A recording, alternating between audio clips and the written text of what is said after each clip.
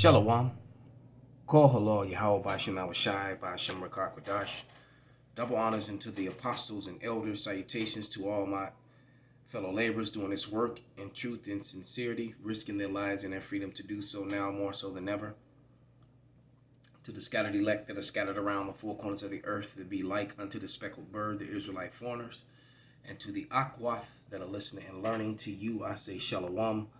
This is your brother Malcolm from the branch of the Great Millstone here in Chicago, coming at you with another lesson in truth. And this is actually a response to a comment on another video that I did a couple days back called Uproars and Insurrections. And there's I believe a woman on there by the name of Mado. Let's see if I can click back to it.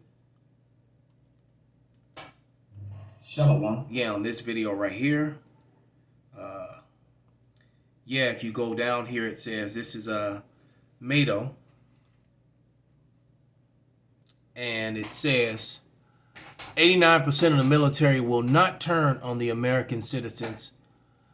I'm still in the military now with all this woke BS coming, and this can change. So I'm not quite sure what she meant by that. But it says they will not turn on the American citizens. So maybe I misunderstood it, what she said, because I did make a response to it. Now I just read it clearly. But nevertheless, the military is split and divided, just like everything else in America. They're still American citizens, Republican or Democratic or whatever weird party they belong to, and they're divided.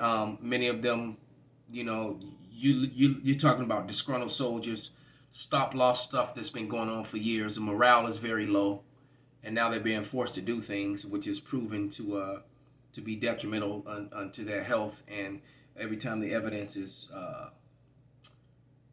emerged to prove that, they shut it down. If you do it, you say the wrong thing on a video, and you don't have to say the wrong thing as in that you said it wrong. You say the wrong thing that exposes their or goes against their agenda, against their narrative. That's all it takes. So it could be the right thing, but still the wrong thing as according to them. But I want to read Matthew.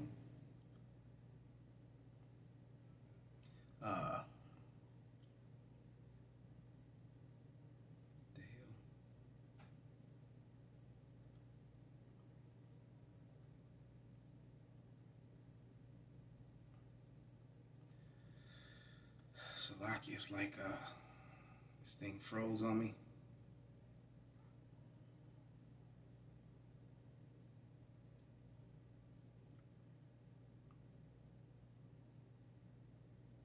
This is Matthew 24 and verses 6 through 8, and it reads, "And ye shall hear of wars and rumors of wars." All right.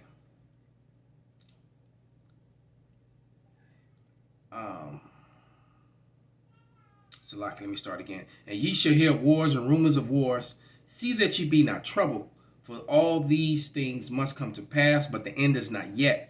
For nation shall rise against nation, kingdom is kingdom, and there shall be famines and pestilence and earthquakes in divers places. All these are the beginning of sorrows," and that's exactly what's happening. Now, the next thing that you're going to see is the demonization, because somehow they're going to bring us up and put us in there. All right, and it said in verse 9, "Then they shall deliver you up to be afflicted, and shall kill you, and ye shall be hated of all nations for my name's sake." So somehow, some way, they're going to make it all, blame it on the prophets.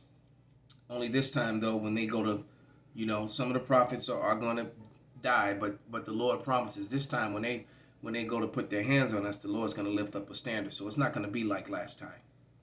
All right? It's not going to be like before.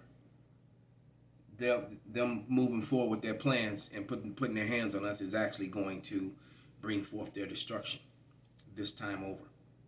But yeah, if you remember this video with this very proud, manly looking woman, speaking very boldly of terroristic acts when the very military has been committing terroristic acts for the government for a very long time now. and many soldiers are willing and ready to will admit that. You know, you have to understand, most soldiers are loyal to their units and to their branch of service. Uh, they're not really loyal to the cause, you know, of the things that they're doing. All right, and that's just is what it is. But let's click over to this other video. Back here with this Mr. Roy Portega. And I'm going to go right around to the 8-minute mark, because what he goes into, now I'm going to read the scripture before I play another set of scriptures. But basically what he goes into is how there was a former special forces unit, special forces military guys that got together and went over and did a rescue over in Afghanistan and rescued a bunch of former allies and civilians that were aiding the United States, that the United States government and military left hanging over there to die at the hands of the Taliban or whatever. And it's amazing to me that this isn't like mainstream news, that no one's really talking about this.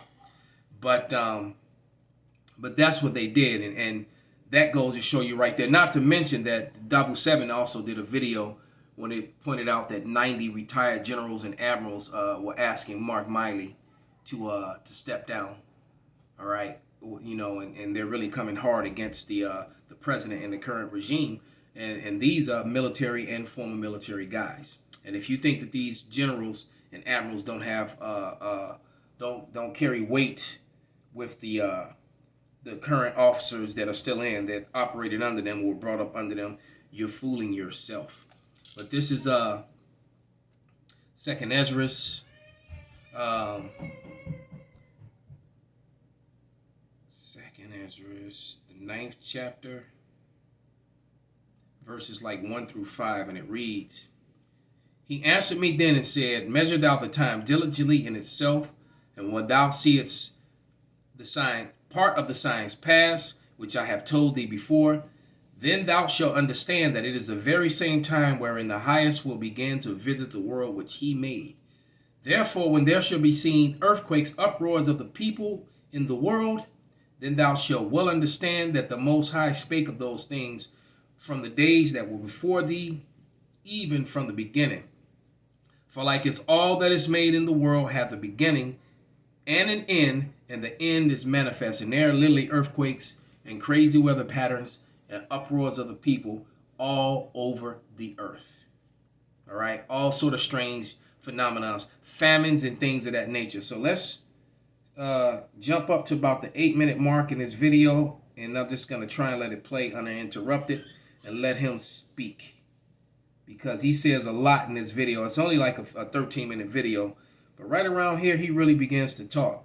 All right, so let's see the mindset of military and former military people, opposite of what Ms. Mado said. All right, when I clicked on her, she was him or her. Their page was a whole bunch of chicks to shoot guns and stuff like that, and you know, patriot type stuff. All right, but the patriots are the ones that you're gonna have to work, because this guy's a patriot, American loving, constitutional loving, red, white, and blue flag on the porch, 4th of July type guy right here. He's pissed off, and there's many Americans with him, a lot more than you probably think. But let's go. And good veterans and good Americans generally who stand against this illegitimate government are not only the enemy of the Chinese, they're the enemy of the government here that supports the entire thing about authoritarian government, right? So these SF guys have sent a message, and I'm sure they're protecting themselves. They're not dumb. They know what they're doing. The SF, in case those of you who don't know, and then I'm going to leave it alone, is Special Forces. And these were former Special Forces that went in on their own and rescued all these people. Mind you, how this isn't breaking news, I have no idea. And they can take care of themselves. But they just sent a message to this administration and this entire government that their asses are on the line. Not the SF guys, these government traitors, their asses are on the line by these guys. And they will go undercover, just like when we invaded Iraq You remember, I've talked about it before. There was Baghdad Bob. He was the information minister. I can't remember his actual name. He was on the TV saying, they were slaughtering the Americans at the airport and killing them here and killing them there. And the point was, as I explained, he wasn't saying what was happening then. Middle Eastern people think in circles. And what he was doing is giving orders to his army, to Saddam's army, to throw down their uniforms and to hide themselves so that they could run a guerrilla warfare. Wow. And that's who we fought in Iraq, not Al-Qaeda, not ISIS.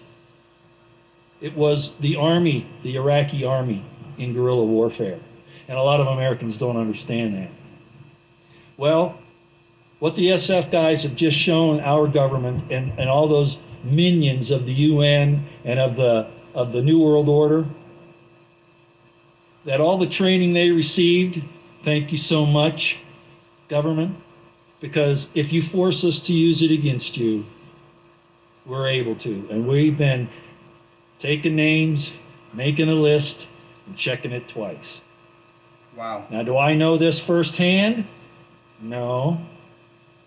But I can see the writing on the wall. And you can bet that in the halls of the White House and the Department of Defense and the Pentagon right now, and in much of the IC, they're saying, oh shit, oh shit. What are we going to do about this? These guys can mount logistical, complicated, in-depth operations. You get my drift, everybody? That's all I got for you. I'm going to go back out on my run walk. And you guys in the SF, look back what happened at the Boston bombing. I know a lot of you got upset with what I talked about there. But you got to admit that the government was involved in that in some way or another, just like they were 9/11.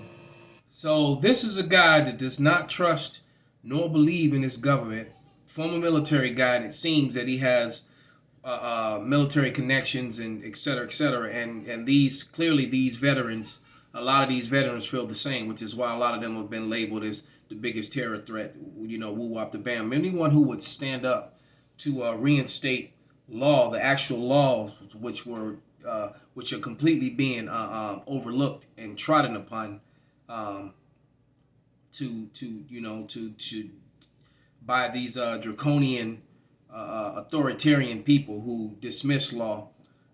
And you can see that this is clearly leading up to that great insurrection, which is written to happen in 2nd Ezra 15 chapter. So I'm just gonna go ahead and read that now. This is 2nd Ezra 15 and 14, and it reads, "Woe to the world and them that dwell therein, for the sword and their destruction draweth nigh. One people shall stand up and fight against another, as swords in their hands.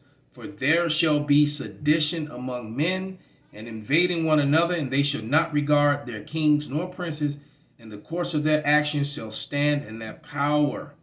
All right? "And a man shall desire to go into a city and shall not be able." And what popped in my head as I was reading that was the movie Bushwick, because that's exactly what happened. Texas seceded from the Union, and a bunch of other southern states joined unto them, and they invaded the neighborhood of Bushwick in New York, and there was a battle in the streets, and with the insurrection people against the military, against the cops, against the citizens. It was just madness, and it was a really great movie too. And I'll tell you, the message was so powerful. I had never seen this done before. The movie barely got any advertisement. It got advertisement, but when the movie came out, it only as far as I know, in the whole Cook County, it only was in 2 theaters.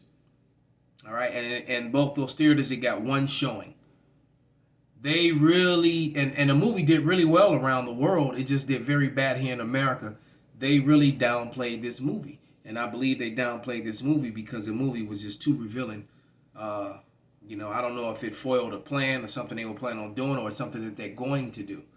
Nevertheless, that would be a really good movie for you to watch. So with that, I'm going to give all praises, glory, and honor to Yahweh by Shem, Shai by Shem, Rakakwadash, Wa Abba Shalom.